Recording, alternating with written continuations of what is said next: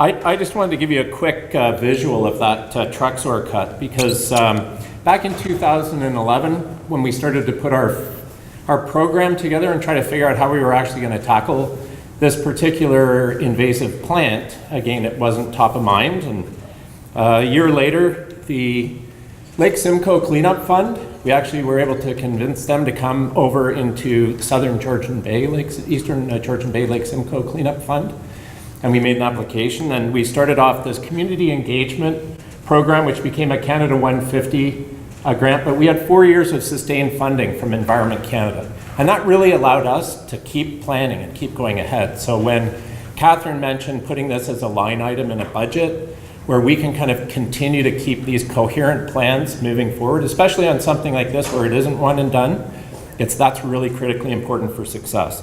And a lot of the work that our team inside of Georgian Bay Forever has done has just been on communicating. So we've had many newsletters that you'll see posted up here, but over the years, or posts or things that come out on the web, just to educate people and get them going and build that community capacity, really, so that we can start looking at some of the more difficult stands that the community can't get to.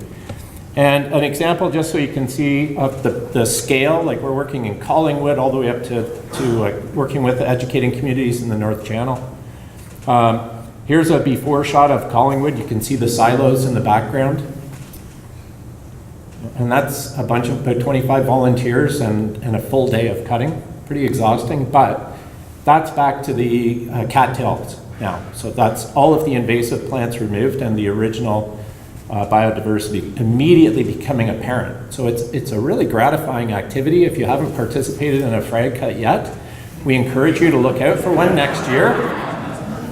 And we'll continue to try to teach and build that capacity up. But here's a little video of Lily Pond in Honey Harbor with the Truxors.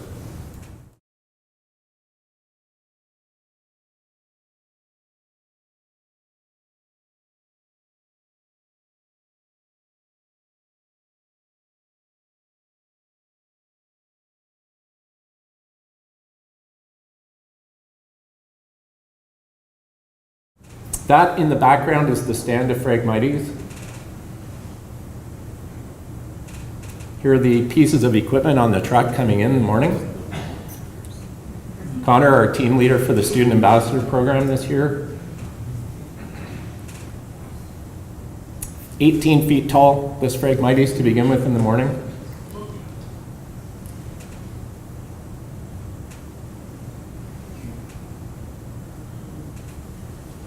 When I first saw this stand, I thought there is absolutely no way we're going to be able to get rid of this unless we bring in chemicals and spray with helicopters and all that kind of stuff, which we didn't want to do. Bin City, Tom Fitzgerald was fantastic this year. He donated his time and the bins for the program.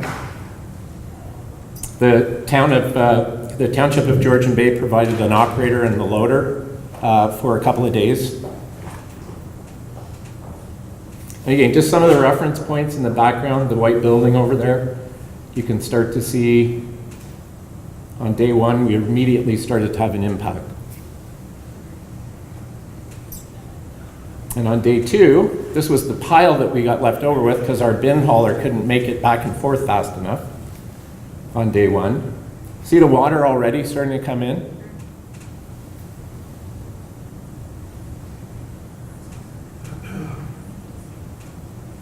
These machines were phenomenal. Like, we all wanted to drive them and get out and do the cutting, but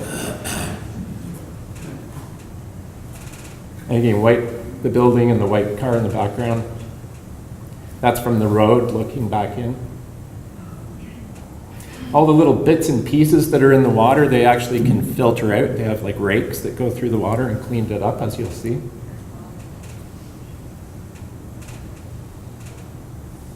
But we don't see much invasive Phragmites anymore, right? And now we're starting to rake out the water, and you can start actually seeing clean water coming back. So because the Phragmites can actually evaporate a lot of that water, just draw it right up into the plant and get rid of it, as soon as we get rid of the Phragmites, the water can actually show up again, and it doesn't get sucked out of the wetland.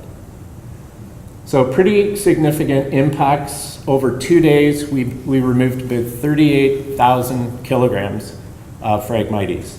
And that would have taken a community of volunteers. Everybody in Honey Harbor that's ever volunteered for us, we could have put them in there for a month, and we would barely have made that kind of a dent on it. So when the community starts getting the capacity and the volunteers and people start getting the resources available to do the work, then we can turn our direction as Georgian Bay Forever to the more difficult things and start to undertake those kind of projects and get them funded.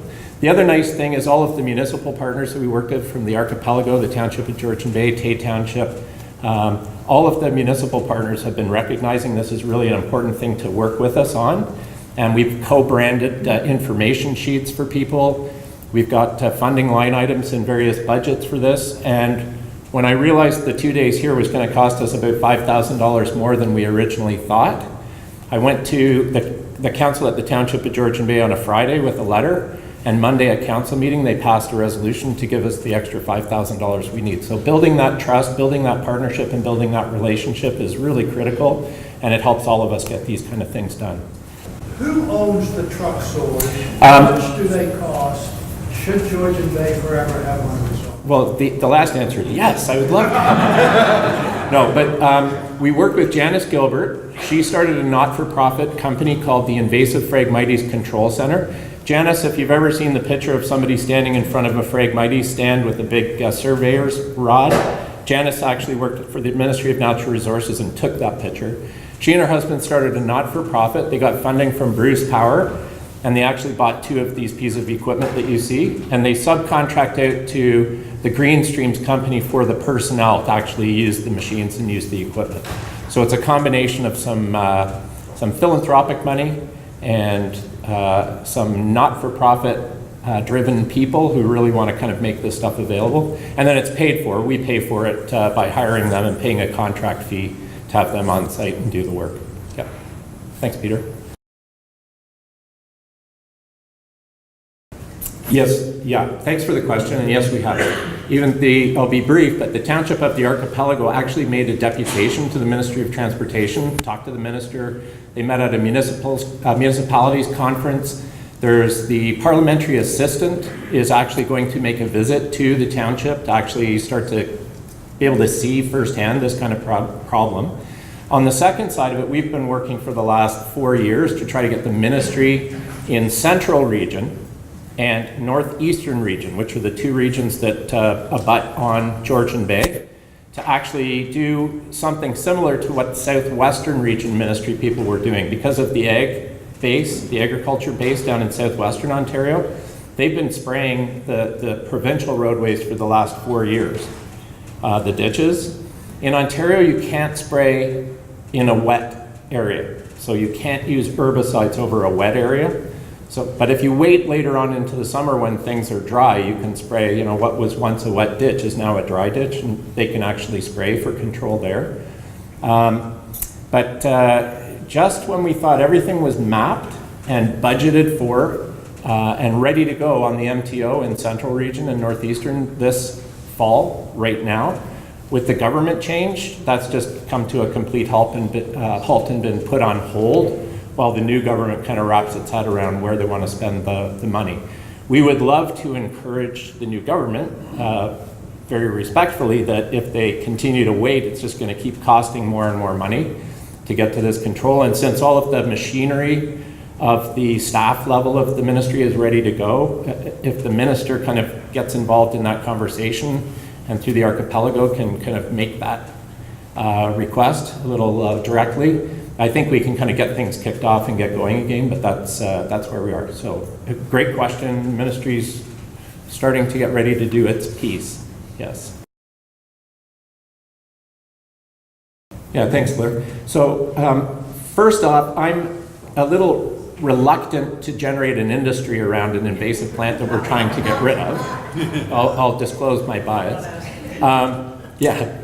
But in Europe, where it has its place in the ecosystem, it's what's used to thatch roofs over there, right? Because it lasts for a long time.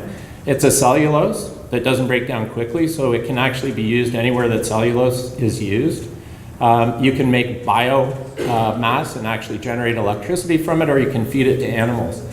But in Canada, there aren't the 140 herbivores whether they're insects or animals that actually feed on it over in Europe. So what it does here is actually, more damage to our ecosystem because it's indiscriminately able to shut all the other plants down.